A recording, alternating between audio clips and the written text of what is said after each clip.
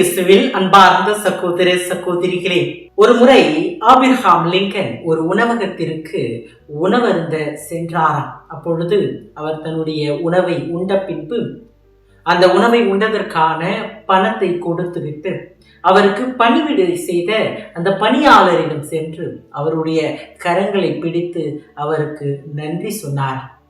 அப்பொழுது அந்த பணியாளர் ஆபிரகாம் லிங்கனை பார்த்து, இங்கு பலர் வருகிறார்கள், பலருக்கு நான் பணிவிடை செய்கின்றேன், யாருமே எனக்கு இப்படி என்னுடைய கரங்களை பிடித்து நன்றி சொன்னது கிடையாது. எல்லோரும் சாப்பிட்டு விட்டு கண்டு கொள்ளாமல் சென்று விடுவார்கள். அப்படி இல்லை எனில் ஏதோ 5 or 10 பணத்தை கொடுத்து விட்டு செல்வார்கள் என்று சொன்னார். அன்பார்ந்தவர்களே, பொது காலத்தினுடைய 28வது ஞாயிற்றுக்கிழமையை கொண்டாடி கொண்டிருக்கின்ற இந்த நாளிலே இன்றைய இறை வார்த்தை வழிபாடு நம் ஒவ்வொருவரையும் நன்றி உணர்வோடு வாழ்வதற்கு அழைப்பு தருகின்றது.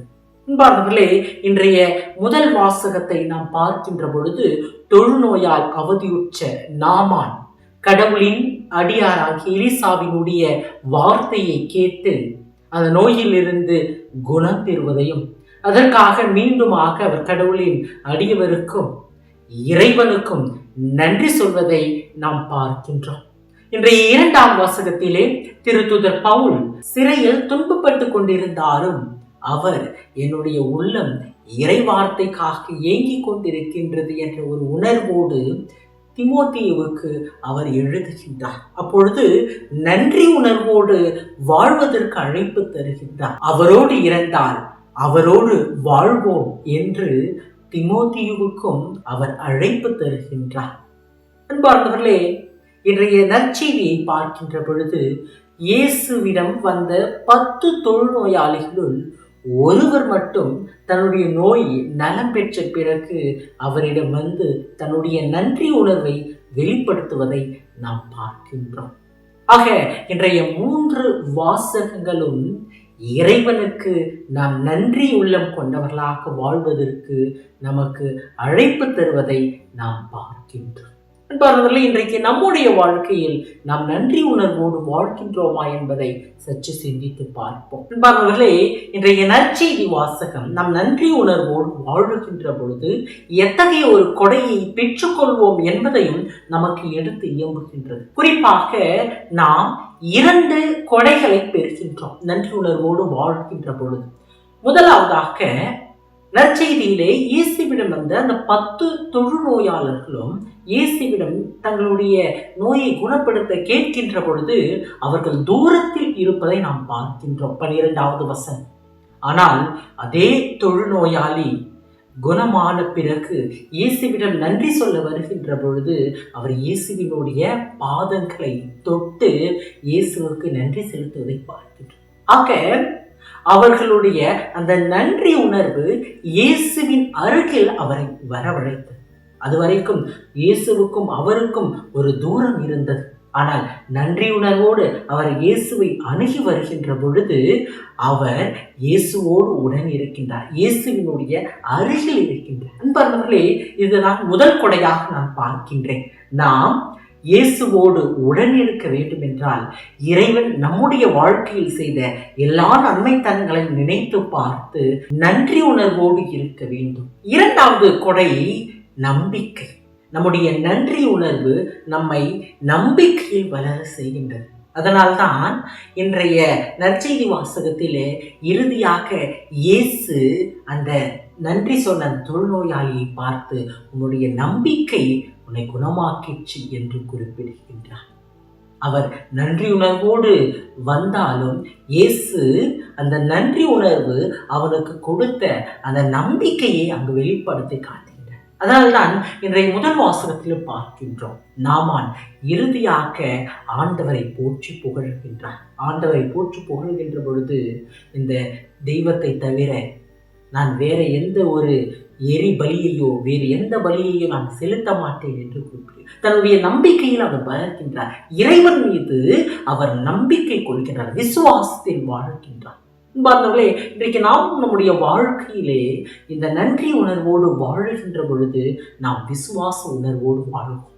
நம்பிக்கை உணர்வோடு வாழ்வோம். அன்பார்ந்தவர்களே, இன்றைய நற்செய்தி எடுத்து வைக்கின்ற நம்முடைய நன்றி உணர்வுக்கான இந்த 2 கொடைகளையும் நாம் நமதாக்க வேண்டும் என்றால் நாமும் நம்முடைய வாழ்க்கையிலே இந்த நன்றி உணர்வோடு வாழ வேண்டும். எப்படி நாம் நன்றி உணர்வோடு வாழ முடியும்?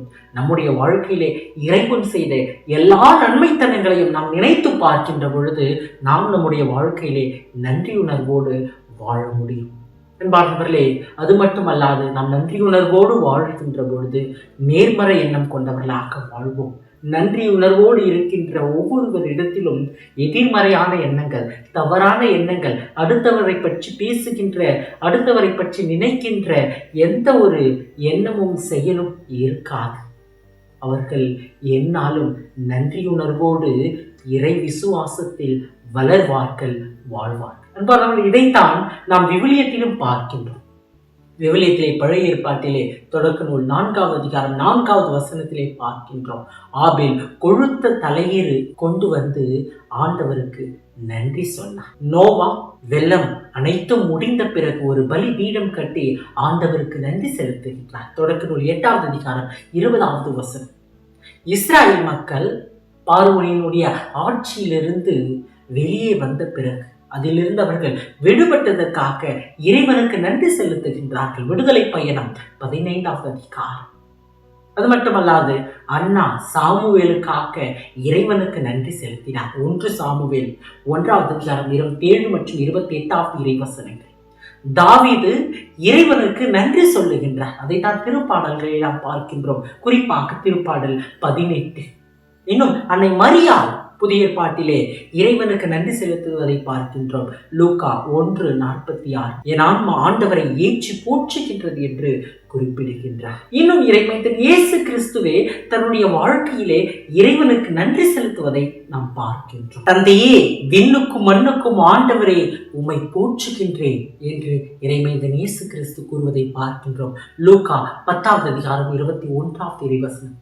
அவர் 5000 பேருக்கு 5 அப்பங்களையும் 2 மீன்களையும் பகிர்ந்தளிப்பதற்கு முன்பு வானத்தை அண்ணாந்து பார்த்து இறைவனுக்கு நன்றி செலுத்துவதை பார்க்கின்றோம். மார்க்கு 6வது அதிகாரம் 41வது இறைவசனம். இன்னும் யோவான் நற்செய்தி 11வது அதிகாரம் 41வது இறைவசனத்திலே பார்க்கின்றோம். இயேசு அண்ணாந்து பார்த்து என் வேண்டுதலுக்கு செவிசாய்த்ததற்காக நன்றி செலுத்துகின்றேன் என்று குறிப்பிடுகின்றார். இயேசு தன்னுடைய சீடர்களோடு இறுதி ராவுணவில் இருந்தபோது கூட அப்பத்தை எடுத்து நன்றி செலுத்தி அதை பிட்டு கொடுக்கின்றார். லூக்கா 24வது அதிகாரம் 30வது இறைவசனம். அதே போல கிண்ணத்தையும் எடுத்து ஆண்டவருக்கு நன்றி செலுத்துவதை பார்க்கின்றோம். லூக்கா 21வது அதிகாரம் 2 முதல் 17 வரை உள்ள இறைவார்த்தை. இவ்வாறாக இறைமைந்தன் இயேசு கிறிஸ்து தன்னுடைய பணி வாழ்வில் ஆண்டவருக்கு நன்றி செலுத்துவதை பார்க்கின்றோம். நன்றி உணர்வோடு இறைமைந்தன் இயேசு கிறிஸ்துவை வாழ்ந்து இன்றைக்கு கிறிஸ்தவர்களாக்கி நாம் ஒவ்வொருவருமே நன்றி உணர்வோடு வாழ்வதற்கு அழைப்பு தருவதை பார்க்கின்றோம். திருத்தூதர் பவுல் தெசலோனிக்கருக்கு எழுதிய முதல் திருமுகத்திலே 5வது அதிகாரம் 18வது இறைவசனத்திலே எல்லா சூழலிலும் இறைவனுக்கு நன்றி செலுத்துங்கள் என்று குறிப்பிடுகின்றார். அன்பார்களே, இன்றைக்கு நாம் இறைவன் நம்முடைய வாழ்க்கையில் செய்த எல்லா நன்மைத்தனங்களுக்கும் நன்றி கூறுகின்றோமா, நன்றி உணர்வோடு வாழுகின்றோமா என்பதை சற்று சிந்தித்து பார்ப்போம். அன்பார்களே, பல தருணங்களிலே நாம் இறைவன் நமக்கு செய்த நன்மைத்தனங்களை நினைத்து பார்ப்பதில்லை. இங்கு யாருமே இறைவன் எனக்கு எந்த நன்மையும் செய்யவில்லை என்று கூற முடியாது. இன்றைக்கு இறைவன் நம் எல்லோருக்குமே பல்வேறு விதமான நன்மைகளை, ஆசீர்வாதங்களை தந்திருக்கின்றார். அதற்காக நாம் இறைவனுக்கு நன்றி சொல்வதற்கு அழைப்பு பெறுகின்றோம். நன்றி உணர்வோடு வாழ்வதற்கு அழைப்பு பெறுகின்றோம். அத்தகையோராய் நாம் வாழ்கின்றோமா என்பதை சற்று இன்றைய நாளிலே நாம் சிந்தித்து பார்ப்போம். அன்பார்ந்தவர்களே, COVID-19 கொரோனா காலகட்டத்திலே சமூக வலைத்தளங்களிலே வந்த ஒரு செய்தி. அது யூரோப்பிலே கொரோனாவால் பாதிக்கப்பட்ட ஒருவர் குணமான பிறகு அவருடைய மருத்துவ சிகிச்சைக்கான அந்த பில்லை அவர்கள் கொடுத்த பொழுது நீங்கள் 5000 யூரோ கட்ட வேண்டும் என்று அவர்கள் சொன்ன பொழுது அந்த கொரோனாவால் பாதிக்கப்பட்டிருந்த அந்த மனிதர் அழுதாரா? ஏன் அழுகின்றீர்கள்? உங்களிடம் பணம் இல்லையா?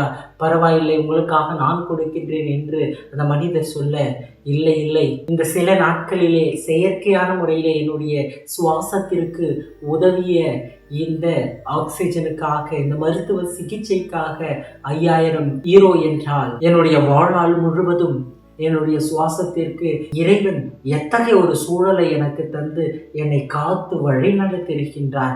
அந்த இறைவனுக்கு நான் எவ்வளவு பணம் கொடுத்தாலும் ஈடாகுமா?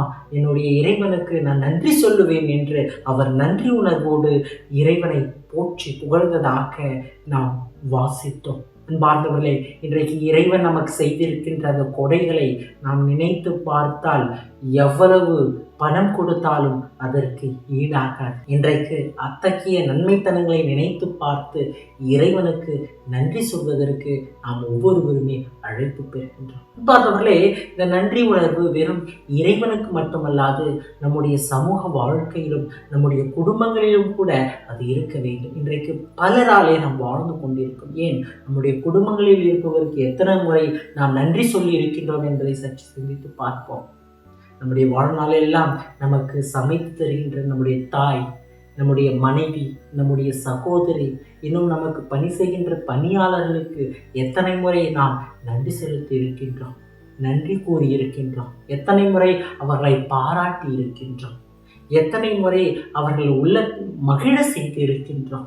இன்றைக்கு நன்றி உணர்வோடு வாழுதல் நம்முடைய வீடுகளிலிருந்து, நம்முடைய இல்லத்திலிருந்து துவங்க வேண்டும். நமக்காக பணி செய்கின்ற பணியாளர்களை எத்தனை முறை நாம் பாராட்டி அவர்களுக்கு நன்றி செலுத்தி இருக்கின்றோம். அன்பானவரே, வள்ளுவர் கூட நன்றி மறப்பது நன்றன்று என்று குறிப்பிடுகின்றார். இன்றைக்கு நாம் நன்றி உணர்வோடு வாழ்வதற்கு அழைப்பு பெறுகின்றோம். அன்பானவர்களே, இன்றைய நாளிலே இன்றைய இறை வார்த்தை நமக்கு தருகின்ற இந்த ஒரு உன்னதமான உணர்வு நம்முடைய வாழ்வாக நமக்குள்ளாக மாறுவதற்காக இன்றைய நாளிலே சிறப்பான விதத்திலே ஜெபிப்போம். நாம் எத்தகையோ காரியங்களுக்காக, எத்தனையோ வரங்களுக்காக இறைவனிடம் ஜெபித்திருப்போம். இன்றைக்கு நாம் இறைவனிடம் ஜெபிப்போம்.